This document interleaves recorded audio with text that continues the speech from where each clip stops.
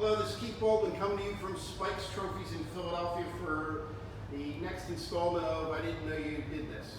And a couple months ago we would have never done this, but in today's environment, and we're looking to bring students back safely and workers back safely to work, students to school.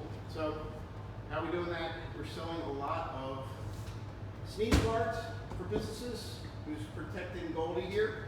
And this sneeze guard, we have them in different formats, 4-way, single, for the desks. So if you need to go back to work or school safely and you need something to protect you, sneeze guards, or these are called desk top shields for school, call us.